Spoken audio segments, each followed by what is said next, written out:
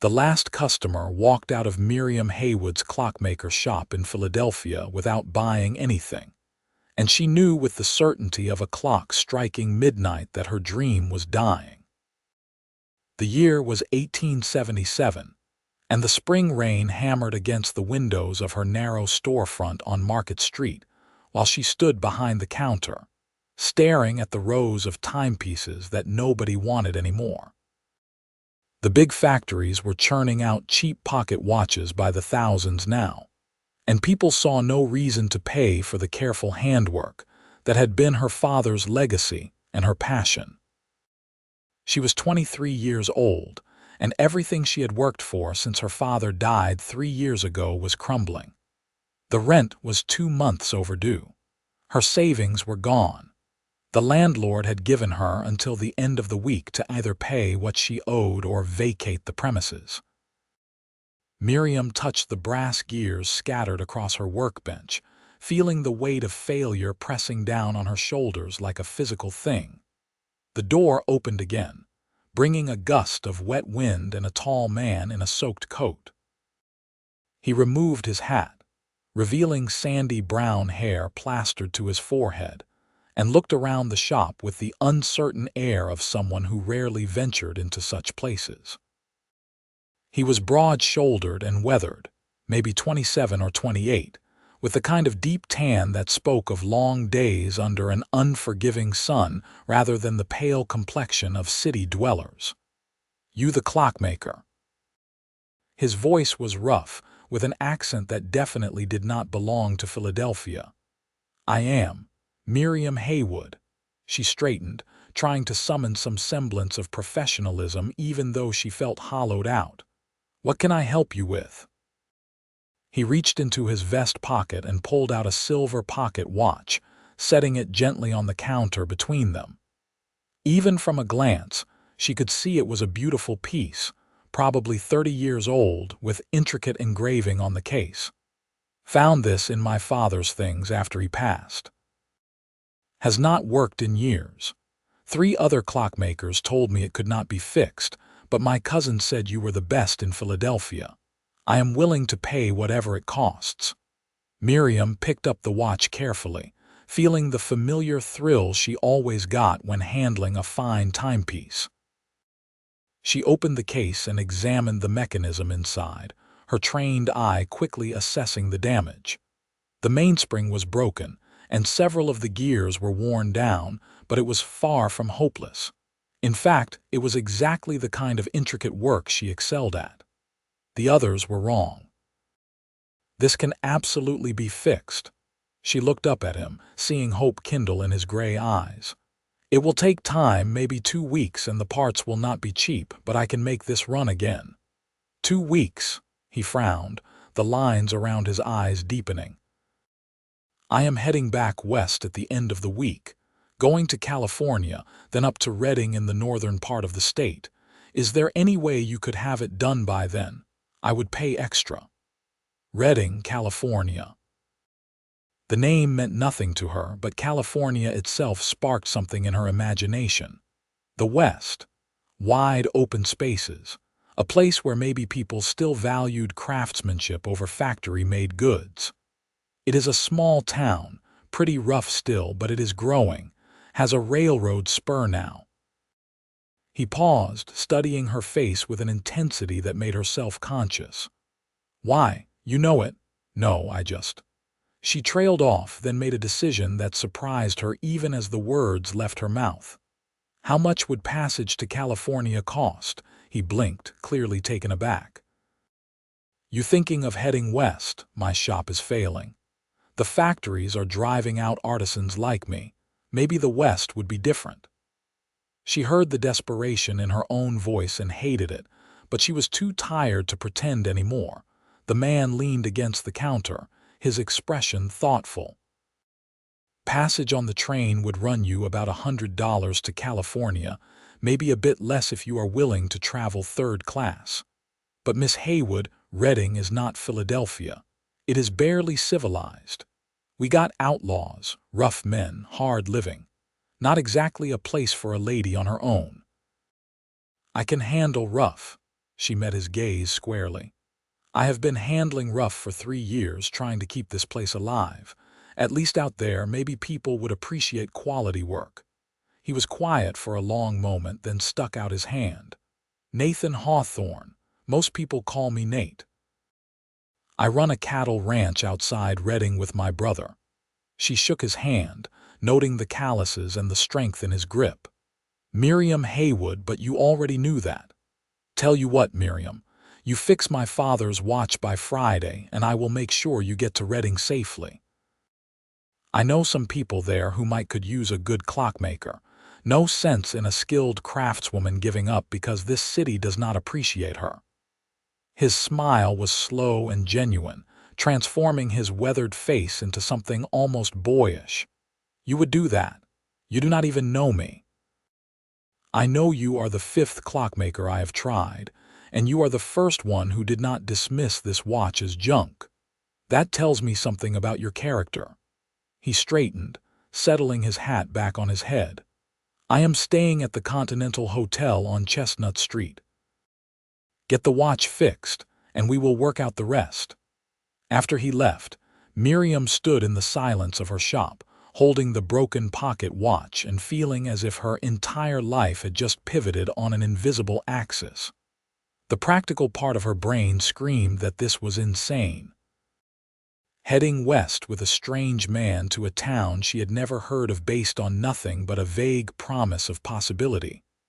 Her father would have called it reckless. Her mother, who had died when Miriam was 12, would have called it romantic nonsense. But what alternative did she have? Stay in Philadelphia and watch the bailiffs carry out her father's tools. Find work in one of the factories that had destroyed her livelihood, assembling cheap watches alongside hundreds of other workers. The thought made her stomach turn. She locked the shop door and carried the pocket watch to her workbench. The rain continued outside, but she barely heard it as she lost herself in the familiar, meditative work of disassembly. Each gear, each tiny screw, each delicate component was carefully removed and laid out in precise order.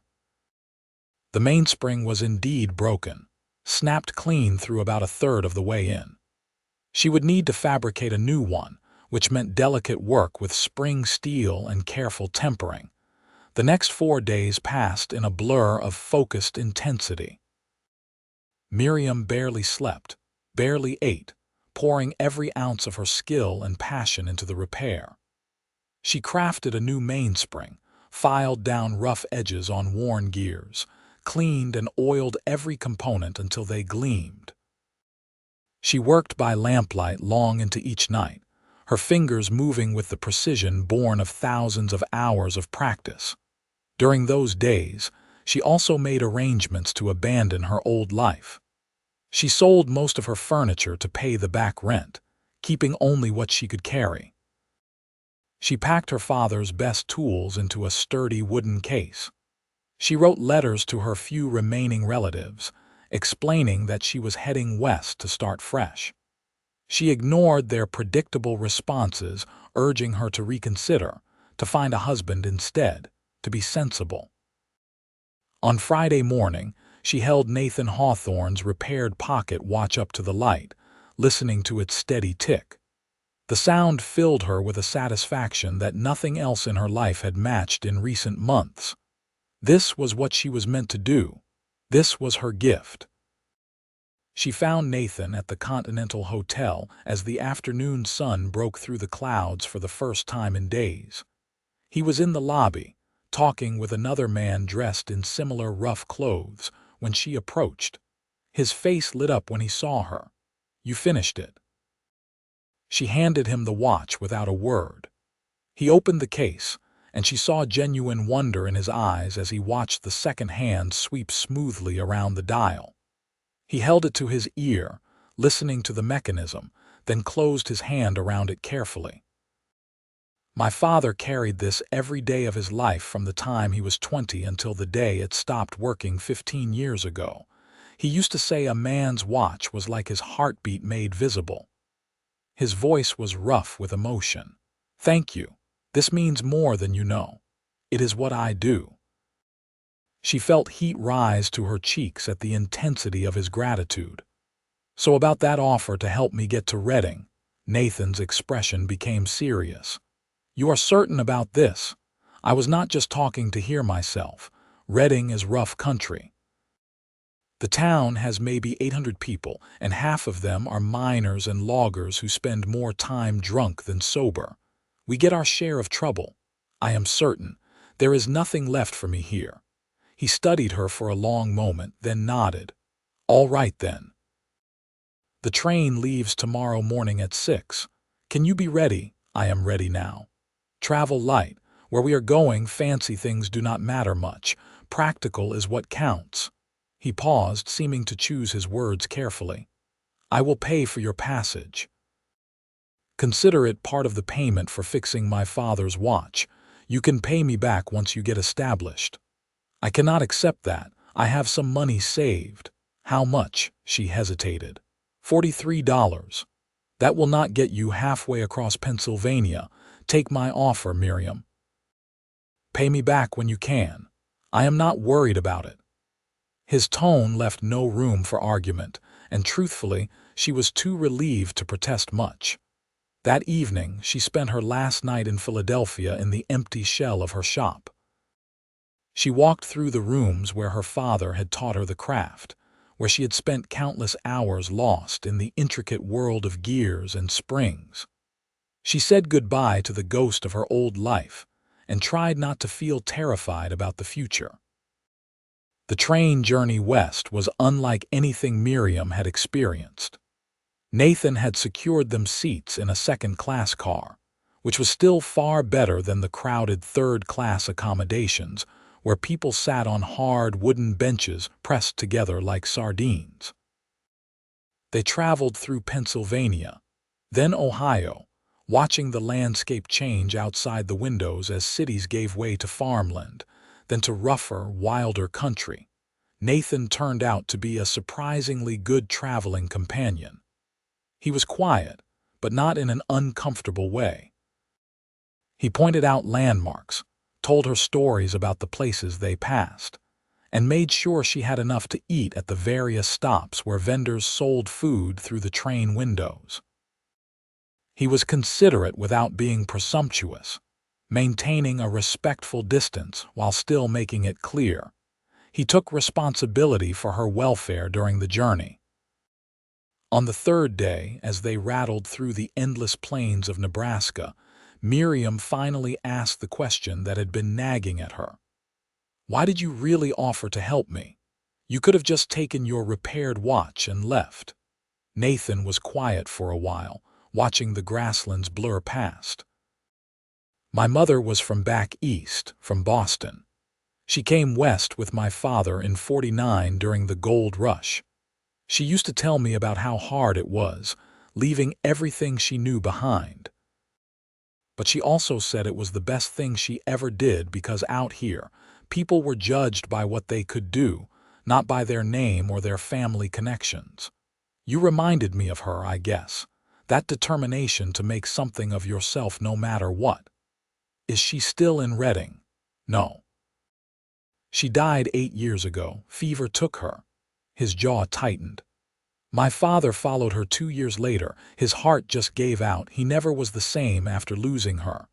"I am sorry. I lost both my parents too. I know how it feels." They shared a look of understanding, that wordless recognition between people who had known loss. It created a connection between them, fragile but real. As they traveled further west, through Wyoming and into Utah, Miriam found herself increasingly aware of Nathan in ways that had nothing to do with gratitude for his help. She noticed the way his hands moved when he talked, strong and capable. She noticed how other men on the train deferred to him, recognizing something in his bearing that commanded respect. She noticed how he was unfailingly kind to everyone they encountered, from the train porters to the old woman who shared their car for a day. She told herself it was just proximity, just the natural result of spending days in close quarters with someone. But when their hands accidentally brushed as they both reached for the same water dipper, she felt a jolt that had nothing to do with static electricity.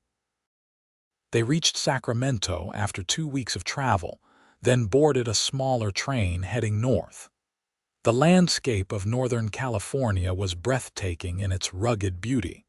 Mountains rose in the distance, still crowned with snow even though it was late May. Rivers rushed past, swollen with spring runoff. The forests were dense and green, nothing like the crowded streets of Philadelphia. Redding is at the north end of the Sacramento Valley, Nathan explained as they approached their destination. Got the Sacramento River running right through it. Shasta Mountain to the north, plenty of water, good grazing land. That is why we chose it for the ranch. Tell me about your ranch. His face softened with unmistakable pride. We have about 2,000 acres, running maybe 500 head of cattle. My brother James and I built it up over the last 6 years. Started with nothing but a land claim and a lot of sweat. It is not fancy, but it is ours. It sounds wonderful. It is hard work. There are months where we are up before dawn and do not stop until after dark. But there is something about working the land, building something with your own hands, that makes it worth it. She understood that completely. It was how she had always felt about clockmaking. Redding, when they finally arrived, was everything Nathan had warned her about and nothing she could have truly imagined. The town was small and raw, with wooden buildings lining dusty streets. Horses were tied to hitching posts everywhere. Men in worn work clothes moved with the easy swagger of people who lived by their own rules. It smelled of dust and manure and wood smoke, so different from the coal smoke and industrial stench of Philadelphia. But there was also an energy to it, a sense of possibility. This was a place still being built, still becoming whatever it would ultimately be. There was room here for someone willing to work hard and prove themselves. Nathan led her to a modest hotel on Main Street. The owner, a weathered woman named Mrs. Sullivan, looked Miriam up and down with shrewd eyes. "This is Miriam Haywood, the clockmaker I told you about," Nathan said. "She needs a room for a while until she gets situated." Mrs. Sullivan's expression shifted from suspicious to intrigued. "A lady clockmaker. Well, that is a new one. Can you really fix watches and such?" "I can. If you have any timepieces that need repair, I would be happy to show you my work. As a matter of fact, I have a mantel clock my late husband brought from San Francisco that has not worked in 3 years. Sentimental value, you know. If you could fix that, I would give you a room and board for a month." Miriam felt Nathan's surprised glance but kept her attention on Mrs. Sullivan. "Show me the clock, and I will tell you if it can be repaired." The clock was a beautiful piece walnut case with brass fixtures, definitely salvageable despite years of neglect. Miriam examined it carefully, then nodded. "I can have this working again within a week. Then we have a deal." Mrs. Sullivan's handshake was firm. "Welcome to Redding, Miss Haywood." Nathan carried Miriam's bags up to a small but clean room on the second floor. When they were alone, he said, "That was smart, offering to trade work for room. You will do all right here." "I hope so." She looked out the window at the unfamiliar street below, feeling a mix of excitement and terror. "Thank you, Nathan, for everything. I do not know what I would have done without your help. You would have figured something out. You are that type." He paused at the door, his hat in his hands. "The ranch is about 5 miles north of town. If you need anything at all, you send word." "I will come, and once you are settled, I would like to visit, if that would be acceptable." "I would like that very much." After he left, Miriam sat on the edge of the narrow bed and let herself feel the full weight of what she had done. She was 3,000 miles from everything she knew, in a rough frontier town, with $43 to her name and nothing but her skills to rely on. It should have been terrifying. Instead, she felt more alive than she had in years. The next week passed in a flurry of activity. Miriam repaired Mrs. Sullivan's mantel clock, and word spread quickly. The general store owner brought her a cuckoo clock. The banker brought her his father's pocket watch. A miner brought her a battered timepiece he had won in a card game. Each repair led to more work, more recommendations.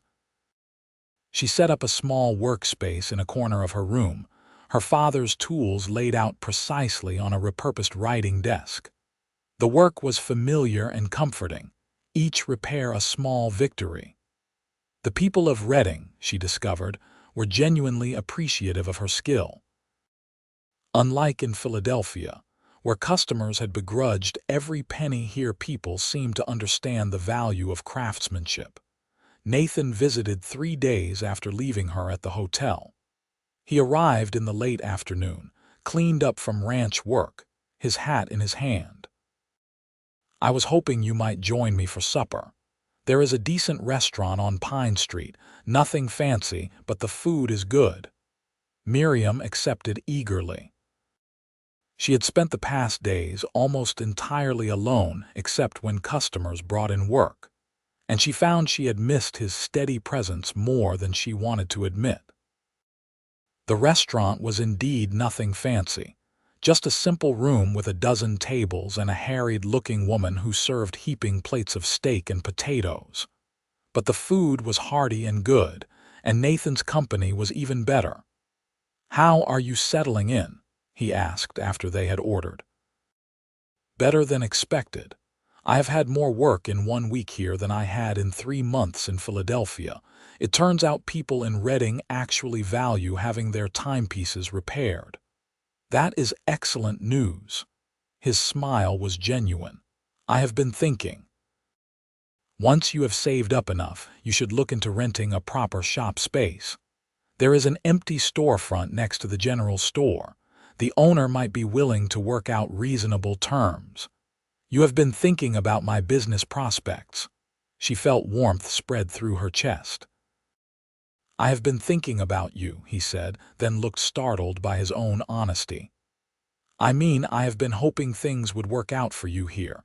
You took a big risk coming west. So did your mother once." "She did. And she never regretted it, even when things were hard." He met her eyes across the table. "Miriam, I need to be honest with you about something. I did not just help you because you reminded me of my mother or because you fixed my father's watch. I helped you because from the moment I walked into your shop in Philadelphia, I felt something I had not felt in a long time, maybe ever." Her heart was suddenly pounding. "What did you feel?" "Like I had been waiting for you without knowing it. Like everything that brought me to Philadelphia at that exact moment was meant to happen so I would walk through your door." He shook his head ruefully. "I know that probably sounds like nonsense. It does not sound like nonsense at all." Her voice came out barely above a whisper. "I felt it too. I thought I was just desperate, grasping at any possibility because my world was falling apart. But then on the train, spending all those days talking with you, getting to know you, I realized it was more than that." Nathan reached across the table, and she met him halfway, their fingers intertwining. His hand was warm and rough and felt exactly right. "I do not want to rush you or make you feel obligated because I helped you get here," he said carefully. "But I would very much like to court you properly if you are willing." "I am willing." She squeezed his hand. "More than willing." The next months unfolded with a sweetness that Miriam had never imagined possible. Nathan courted her with old-fashioned attentiveness, visiting town whenever his ranch duties allowed. He brought her wildflowers from the hills. He took her on rides along the Sacramento River, showing her the country he loved. He introduced her to his brother James, a quieter, more serious version of Nathan who nonetheless welcomed her warmly. Miriam threw herself into building her business. She rented the storefront Nathan had mentioned, a narrow space with good light and enough room for a proper workshop. She lettered her name on the window herself, Miriam Haywood, Clockmaker and Watch Repair. The day she opened, half the town seemed to stop by out of curiosity. She discovered she genuinely liked the people of Reading. They were rough-edged and plain-spoken, but honest in their dealings. Mrs. Sullivan became a friend, often inviting Miriam to join her for tea and gossip. The banker, Mr. Peterson, sent steady business her way. Even the rougher element, the miners and loggers who frequented the saloons, treated her with respect. Summer arrived in full force, bringing heat that was nothing like Philadelphia. The air was dry and sharp, scented with pine and dust. Miriam learned to appreciate it, just as she learned to appreciate so many things about her new life. She learned to ride a horse, taught patiently by Nathan. She learned to shoot a rifle, a necessary skill in country where mountain lions and bears were real threats. She learned to read the land, to see the beauty in stark mountain peaks and endless sky. Through it all, her feelings for Nathan deepened into something solid and lasting. She loved his quiet strength, the way he never needed to prove himself to anyone. She loved his kindness, how he treated everyone from the richest rancher to the poorest drifter with the same respect. She loved the way he looked at her, as if she was the most remarkable thing he had ever seen. She loved his hands, scarred and calloused from hard work. She loved his laugh, which came less frequently than his smile but was all the more precious for it. In August, 6 months after she had arrived in Reading, Nathan took her riding up into the foothills of Mount Shasta. They stopped beside a rushing creek, the water so cold and clear it made her teeth ache when she drank from it. The air smelled of sun-warmed pine needles. Somewhere high above, an eagle circled on thermal currents.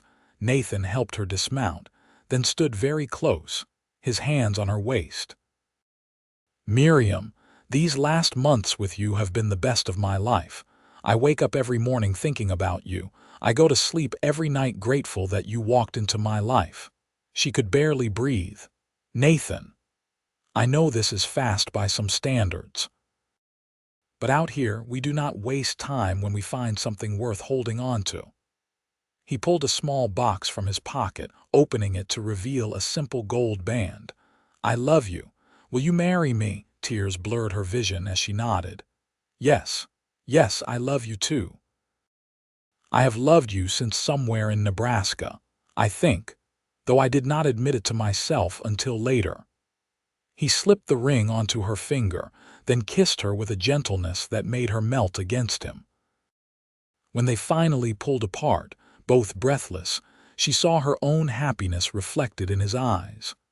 "I do not have much to offer except hard work and a rough life on a cattle ranch," he said. "But I promise I will spend every day trying to make you happy. You already make me happy. Everything about this, about us, about the life we are building makes me happy." She touched his face, feeling the slight rasp of stubble under her palm. "I came west because my old life fell apart, but now I am grateful it did. Otherwise, I never would have found you." They were married in September in Reading's small church, with what seemed like the whole town in attendance. Mrs. Sullivan cried through the entire ceremony. James stood up as Nathan's best man, looking uncomfortable in his Sunday clothes. Miriam wore a simple white dress she had made herself, with lace at the collar and cuffs. She felt beautiful in it, not because it was fancy, but because of the way Nathan looked at her when he saw her. After the ceremony, there was a celebration at the town hall with music and dancing and enough food for twice the number of people. Miners danced with shopkeepers' daughters. Loggers sang sentimental songs. The banker gave a rambling toast about the importance of good timekeeping in a civilized society that made everyone laugh. As the evening wore on, and the stars came out brilliant overhead, Nathan pulled Miriam close on the dance floor. The fiddle player was playing something slow and sweet. "Happy?" Nathan asked softly. "Happier than I knew was possible." She rested her head against his chest, hearing the steady beat of his heart. "I was so scared when you first walked into my shop. Everything was falling apart. I thought my life was over. It was not over. It was just beginning." He kissed the top of her head. "Our life is just beginning." He was right. Moving to the ranch after the wedding was an adjustment, but Miriam embraced it with the same determination she brought to everything. The house was modest, a 4-room structure Nathan and James had built themselves, but it was sturdy and well made. She added curtains and her few treasured possessions, slowly making it feel like home. She kept her shop in town, riding in 3 days a week to handle repairs and meet with customers. Nathan was unfailingly supportive, never suggesting she should give up her work. The money she earned was put toward improvements on the ranch, new stock, better equipment. They were partners in every sense, building a life together. The first winter was hard. Miriam had never experienced cold like that, sharp and dry, with snow that came down in sheets. They lost some cattle to the weather. She caught pneumonia in January and spent 2 weeks in bed, fevered and weak, while Nathan nursed her with patient tenderness. When she finally recovered, she felt as if they had crossed some invisible threshold. They were no longer newlyweds feeling their way forward, but something more solid. They were family. Spring brought renewal. The hills turned green. Wildflowers bloomed in riotous profusion. The cattle moved up to higher pastures. Miriam expanded her shop, hiring a young man named Charlie to help with simpler repairs. Nathan and James bought another 200 acres of grazing land. In April, Miriam realized her monthly courses had not come. She waited another week, then 2, hardly daring to hope. When she finally told Nathan, he picked her up and spun her around, laughing with pure joy. "We are going to have a baby. We are going to have a baby." That night, they lay together in bed, Nathan's hand resting gently on her still flat stomach. "Boy or girl, it does not matter to me," he said, "as long as you are both healthy." "I hope the baby has your eyes," Miriam said, "and your steadiness. I hope the baby has your brilliance." "And your courage." He kissed her temple. "Thank you, Miriam, for coming west, for taking a chance on a rough cowboy with a broken watch. That broken watch brought me everything I needed." She laced her fingers through his. "It brought me home." The pregnancy progressed smoothly through the summer. Miriam's belly grew round. She cut back on her time in the shop as she tired more easily. Nathan became almost comically protective, insisting she avoid any heavy lifting and worrying whenever she so much as stubbed her toe. In November, as the first snows dusted the peaks of Mount Shasta, Miriam went into labor. It was long and difficult, lasting nearly a full day and night. Nathan stayed by her side the entire time, holding her hand, wiping her forehead, murmuring encouragement. Mrs. Sullivan attended her, having served as midwife for dozens of births over the years. When their son finally arrived in the cold dawn, red-faced and squalling, Miriam felt a love so fierce it almost frightened her. Nathan held the baby with tears streaming down his face, looking between his son and his wife as if he could not quite believe his fortune. "What should we name him?" he asked. "What was your father's name, Daniel?" "Then Daniel it is. Daniel Hawthorne." They settled into the rhythm of new parenthood with the same partnership they brought to everything. Nathan took on more of the ranch duties, so Miriam could focus on the baby. James, who had moved into his own small house on the property, stopped by nearly every day to visit his nephew. Mrs. Sullivan sent food for the first month, practical casseroles and hearty stews that kept them fed during the exhausting early weeks. Miriam had wondered if she would resent giving up so much time in her shop, but she found she did not. She still went into town once a week, Charlie handling most of the day-to-day repairs while she took on the more complex work. But her priorities had shifted. The shop was still important, still a source of pride and income, but it was no longer the center of her world. Her world was here, in this rough-hewn house on the edge of the wilderness, with a husband who loved her and a son who depended on her, and a life that was hard but deeply satisfying. Daniel was 6 months old when Miriam realized she was pregnant again. This time she told Nathan over dinner, slipping the news into casual conversation. "Charlie is working out well at the shop. I think by the time the new baby comes, he will be able to handle even the complicated repairs." Nathan, who had been cutting a piece of beef, froze. The new baby. She could not help but grin at his expression. The new baby, Miriam. His voice was full of wonder. "How are you feeling? Are you well? Should you be up?" "I am fine. This is normal. Women have been having babies since the beginning of time." But she was touched by his concern, by the way he immediately came around the table to pull her into his arms. Their daughter arrived the following spring, an easier birth than Daniel's. They named her Charlotte, after Nathan's mother.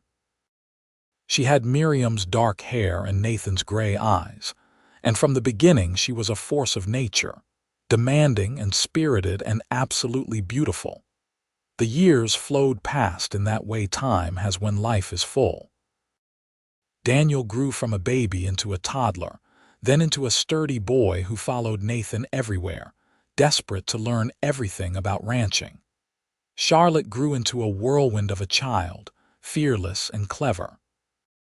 Miriam eventually sold the shop to Charlie, who had proven himself more than capable, though she still took on special projects from home. The ranch prospered. They added more land, more cattle. They built a larger house with real glass windows and a porch that wrapped around 3 sides. They added chickens and pigs. They planted an orchard. It was everything Miriam had never known she wanted. Through it all, her love for Nathan only deepened. They had their disagreements, of course, their moments of frustration and misunderstanding. But underneath everything was a bedrock of respect and partnership and genuine affection that never wavered. One evening, when Daniel was 7 and Charlotte was 5, the family sat on the porch watching the sun set over the western hills.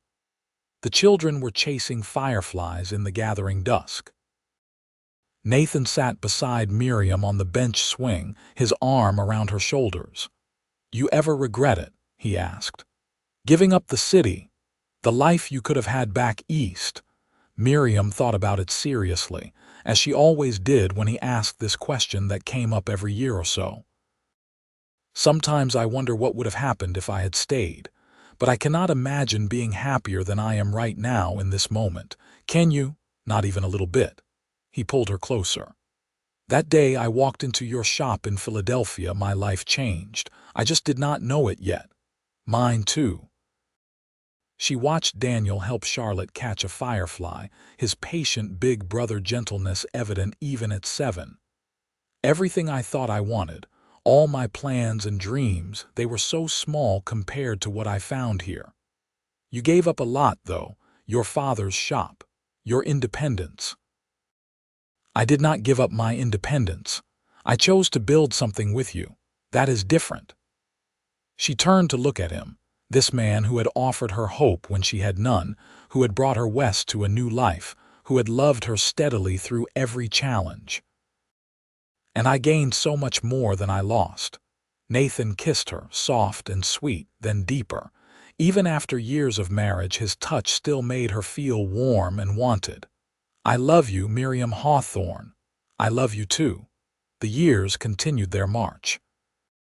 Daniel grew tall and strong, taking to ranch work with natural aptitude. Charlotte proved to have inherited her mother's gift for fine work, though her interests ran more toward drawing and painting than clockmaking. They had one more child, another son they named Thomas, born when Charlotte was 4. The ranch became one of the most successful in the region. Nathan and James were respected throughout Shasta County. Miriam became known not just as a former clockmaker, but as Nathan Hawthorne's capable wife, a woman who could manage a household, help birth a calf, and still fix a complicated watch mechanism when called upon.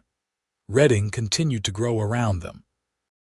The rough frontier town of Miriam's arrival gradually gave way to a more settled community. A proper school was built, churches multiplied, the railroad expanded. By the time Daniel was 15, in 1892, Redding had over 2,000 people and was well on its way to becoming a real city. Through all the changes, the Hawthorne family remained a constant. Their ranch was a landmark, their home a place where neighbors knew they were always welcome. They survived droughts and harsh winters. They weathered economic downturns. They lost cattle to disease and accidents, but they always rebuilt. Miriam sometimes took out Nathan's father's pocket watch, the watch that had brought them together, and marveled at how such a small thing had changed the course of her entire life. The watch still kept perfect time, its steady tick a reminder of that rainy day in Philadelphia when a desperate clockmaker had met a cowboy and found her future. On their 20th wedding anniversary, Nathan surprised her with a trip back east. They left the children with James and took the train to Philadelphia, retracing the journey that had brought them together. The city had changed, grown even larger and more industrial. Miriam's old shop was now a tobacco store, no trace remaining of her father's business. But she felt no sadness walking those familiar streets. This was not her home anymore, had not been for 20 years. Her home was in the wild, beautiful country of Northern California, in a house built by her husband's hands, among people who had accepted her as one of their own. They visited her father's grave, Miriam laying flowers and telling him about the life she had built. Then they boarded the train back west, back to the life that mattered. The journey back felt different from that first desperate flight. Then, Miriam had been running from failure, chasing a slim hope. Now she was simply going home, to the place where she belonged. When they finally reached Redding, their children waiting at the station with James, Miriam felt that bone-deep sense of rightness that came from being exactly where you were meant to be. Daniel had grown another inch in their absence. Charlotte had finished a painting she was desperate to show them. Thomas had apparently terrorized James with his endless energy and questions. That night, lying in their own bed with the familiar sounds of the ranch around them, Nathan pulled Miriam close. 20 years, he said softly. Sometimes it feels like yesterday that I walked into your shop. Sometimes it feels like you have always been part of my life. Both things are true. She traced the lines that time had etched around his eyes, the gray that was beginning to show in his hair. They were both 47 now, no longer young but not yet old, in that middle space where life felt most precious because you understood its fleeting nature. We have built something remarkable, you and I. We have built everything. He kissed her forehead, her cheeks, her lips. Everything that matters, anyway. The children grew and eventually left to build their own lives. Daniel took over more of the ranch operations, eventually marrying a rancher's daughter from the next county over and building his own house on Hawthorne land. Charlotte moved to Sacramento to pursue her art, though she visited often. Thomas headed to San Francisco to study law, surprising everyone with his academic inclinations. Miriam and Nathan settled into the quieter rhythm of middle age. They traveled occasionally, visiting their children and grandchildren as those began to arrive. They took joy in watching the next generation grow. But mostly, they were content with the simple pleasures of the life they had built together. They still rode out to check the cattle, though not as often as when they were young. They still worked the ranch, though Daniel and James handled most of the heavy labor now. They still sat on the porch in the evenings, watching the sun set over the western hills and talking about everything and nothing. On a warm evening in July of 1907, 30 years after Miriam had arrived in Reading, they sat in their usual spot on the porch swing. Nathan was 70 now, Miriam 65. Their hands, both weathered by decades of work, were intertwined. "You remember that broken pocket watch?" Miriam asked, a question that had become something of a ritual between them over the years. "I remember everything about that day." Nathan's voice was softer now, touched by age but still strong. "I remember walking into your shop soaked from the rain. I remember thinking you were the prettiest woman I had ever seen, even though you looked exhausted. I remember how your face changed when you examined the watch, how you lit up with the challenge of fixing it. I remember thinking you were kind, that you looked at me like I was a person, not just a failed business owner. That was rare back then in Philadelphia. I looked at you and saw everything I had been missing without knowing it."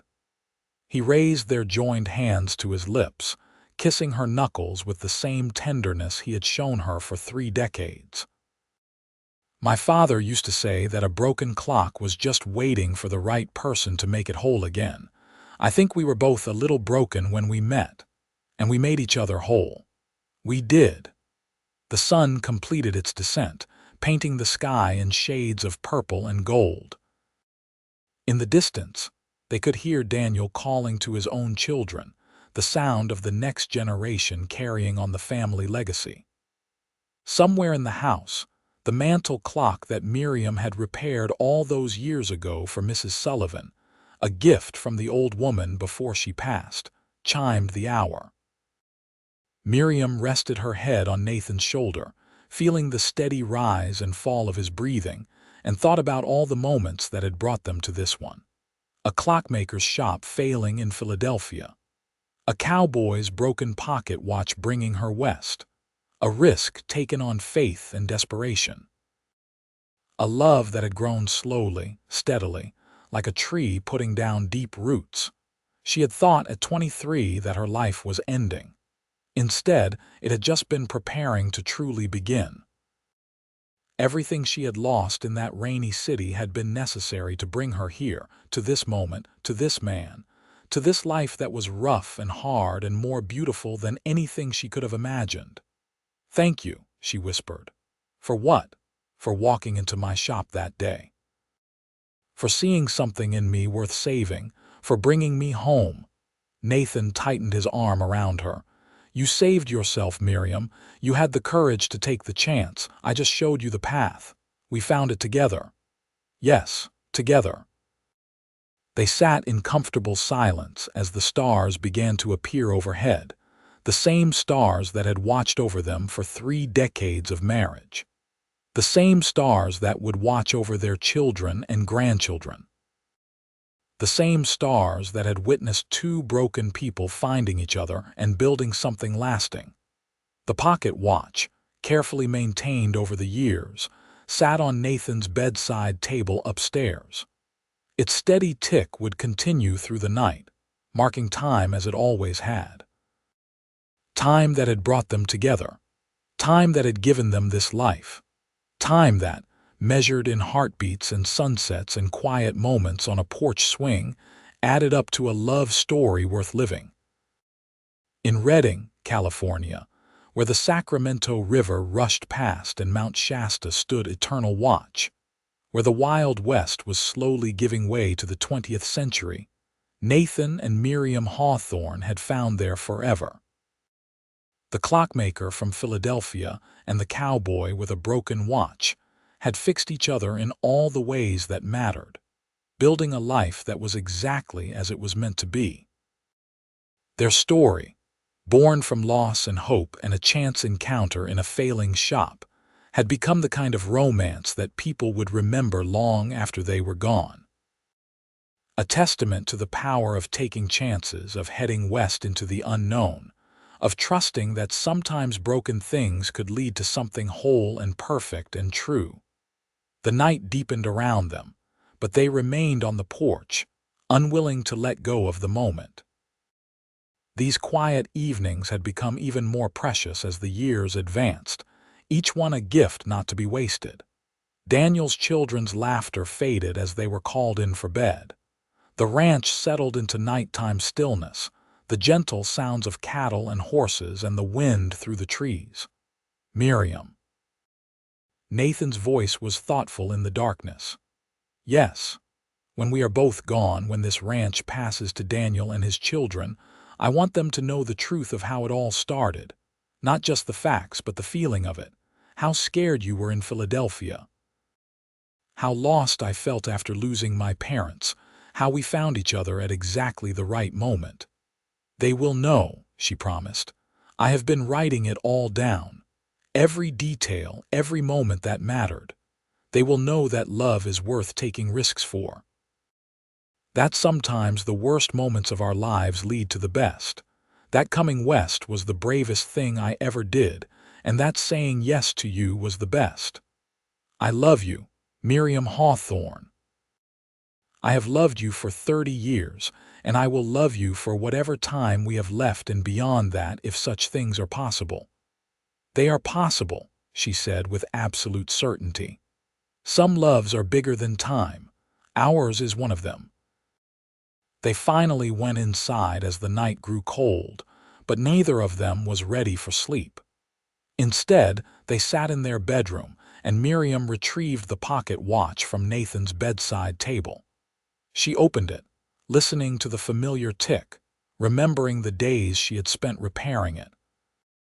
Remembering how she had poured all her skill and hope into making it run again, not knowing that in doing so, she was setting in motion the events that would define the rest of her life. "You know what I thought when I finished fixing this?" she asked. "What?" "I thought that if I could make this watch run again, maybe I could fix anything. Maybe my life was not as broken as it seemed. And then you took it from me, and you looked at me with such gratitude and hope, and I knew I wanted to be wherever you were." It was the strangest feeling, knowing someone for only a few hours but feeling like they were already important to you. It was not strange, it was recognition. My soul recognized yours. He took the watch from her, closing it carefully and setting it back down. "When I head to Sacramento next month to see Charlotte, I am going to have this watch insured properly. It is worth far more than its gold and silver now. It is part of our history. All our children know the story. They have grown up hearing about the broken watch that brought us together. And they will tell their children, and those children will tell theirs. This watch will be a Hawthorne family treasure, passed down through generations. A reminder that sometimes broken things are just waiting for the right person to see their value." Miriam smiled, feeling tears prick at her eyes. "You saw my value when I could not see it myself. And you saw mine. Never forget that, Miriam. I was just a cowboy with a broken watch and a rough life to offer. You could have refused me, stayed in Philadelphia, and found another way. But you trusted me. You took a chance on us. Best chance I ever took." They finally lay down, Nathan's arms around Miriam as they had been almost every night for 30 years. In the darkness, she listened to his heartbeat, steady and strong, the sound that had become the rhythm of her life.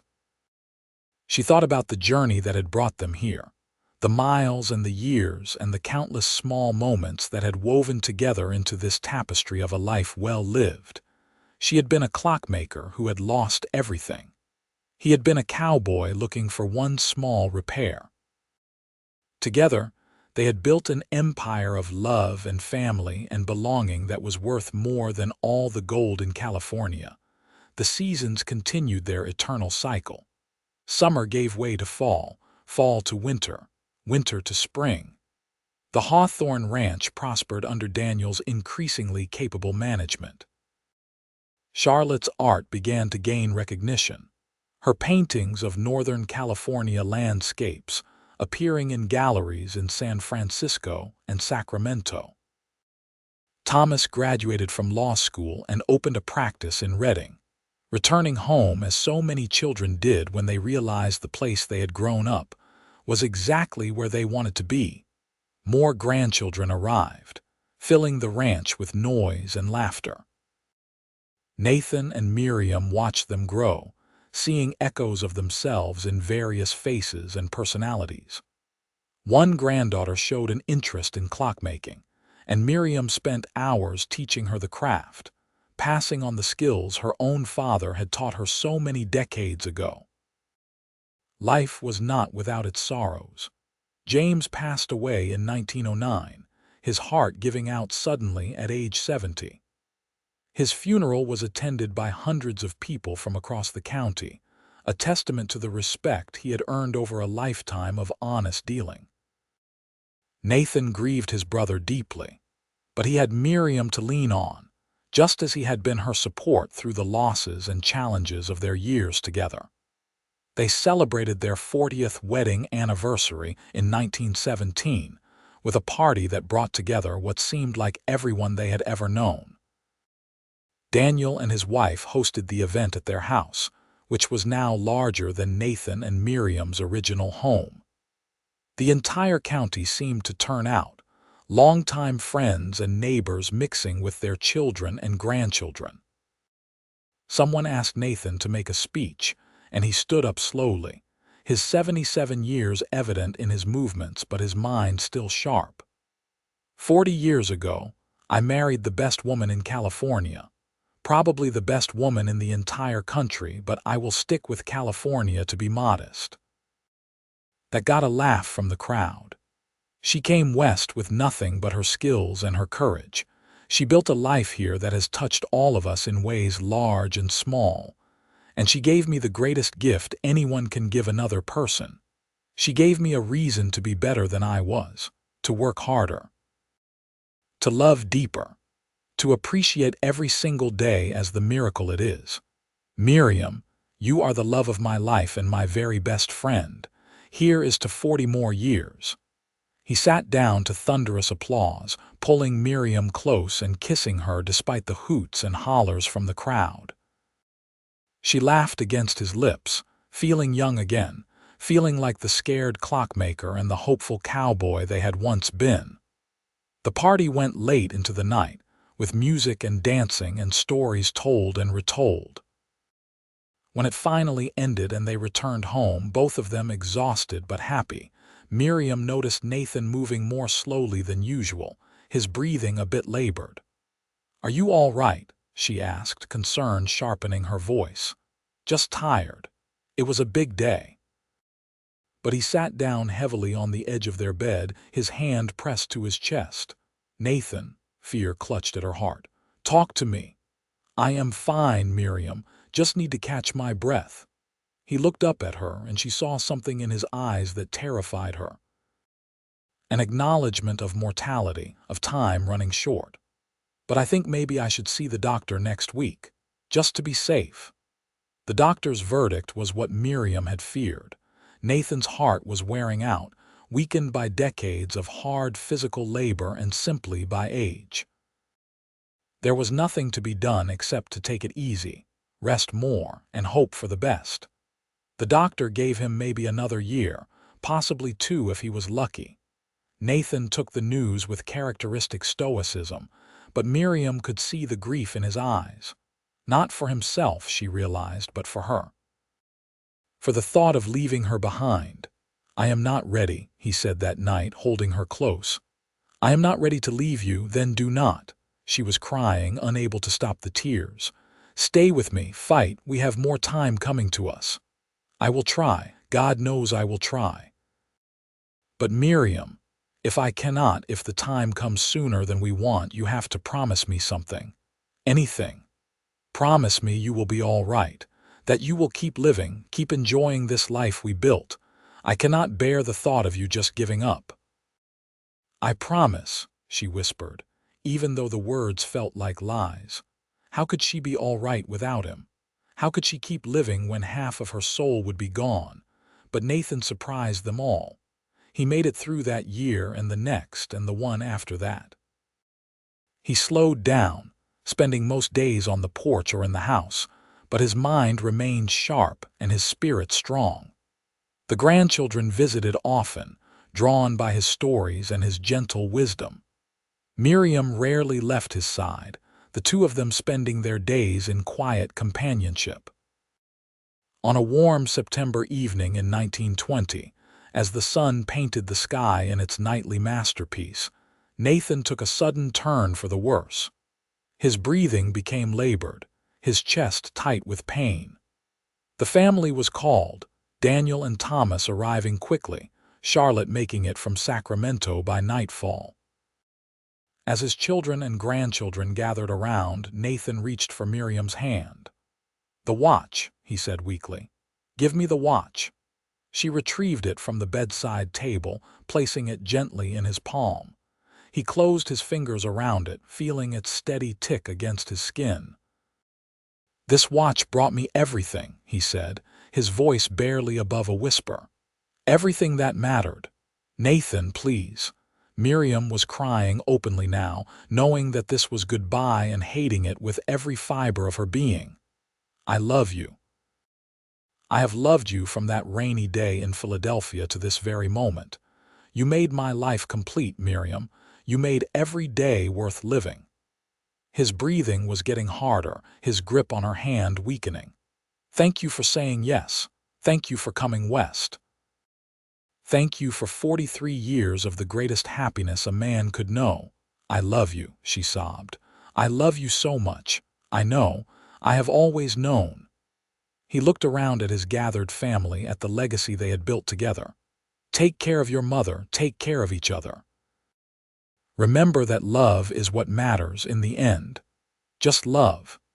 He closed his eyes then, still holding the pocket watch, still holding Miriam's hand. His breathing slowed, steadied, then stopped. Nathan Hawthorne, the cowboy who had walked into a failing clockmaker's shop and changed both their lives forever, was gone. The grief was crushing. Miriam thought she might die from it in those first days and weeks, but she had made a promise to Nathan, and she was determined to keep it. She kept living. She stayed involved with the ranch, advising Daniel even though he needed little guidance. She spent time with her grandchildren, telling them stories about their grandfather, making sure they knew the depth of the love that had built the world they lived in. She kept the pocket watch on her bedside table, listening to its tick every night. It was a companion of sorts, a reminder that even though Nathan was gone, the love they had shared remained. It was woven into every beam of the ranch house, every acre of land, every face of their descendants. Their love had become something larger than just the two of them. It had become a legacy. Miriam lived another 7 years, dying peacefully in her sleep in 1927 at the age of 85. Her children found her in the morning, the pocket watch clutched to her chest, a smile on her face. She was buried beside Nathan on a hill overlooking the ranch, under the shadow of Mount Shasta, in the land they had loved. The pocket watch was passed to Daniel, who kept it safe and eventually passed it to his oldest son. It became exactly what Nathan had hoped. A family treasure, passed down through generations of Hawthornes, always with the story of how it had brought together a desperate clockmaker and a hopeful cowboy, and started a legacy of love. In Redding, which grew into a proper city as the 20th century advanced, the Hawthorne Ranch remained a landmark. The family stayed prominent in the community, known for their integrity and their contributions to the region's development. But more than that, they were known for the love story at their foundation. The story of Miriam and Nathan became local legend, told and retold, a reminder that sometimes the worst moments of our lives are just preparation for the best. The clockmaker's shop had failed in the big city. That was true. But that failure had led to a broken pocket watch and a journey west, and a love story that lasted 43 years, and echoed through generations. It had led to a life that was hard and beautiful and absolutely worth living. It had led to exactly what both of them had needed most, even though neither of them had known it when they met. It had led to home, and in the end, that was what mattered. Not the failures or the struggles or the sorrows that were part of any life. What mattered was the love, the connection, the family they had built together. What mattered was that a clockmaker from Philadelphia and a cowboy from California had found each other at exactly the right moment and created something that would last forever. The steady tick of a repaired watch, the rhythm of two hearts beating in sync, the legacy of a love that conquered distance and doubt and time itself. That was the story worth telling. That was the story that mattered. And it was a story that, like the pocket watch that started it all, would keep running true for generations to come. A testament to the power of courage and hope and love in the wild, beautiful West.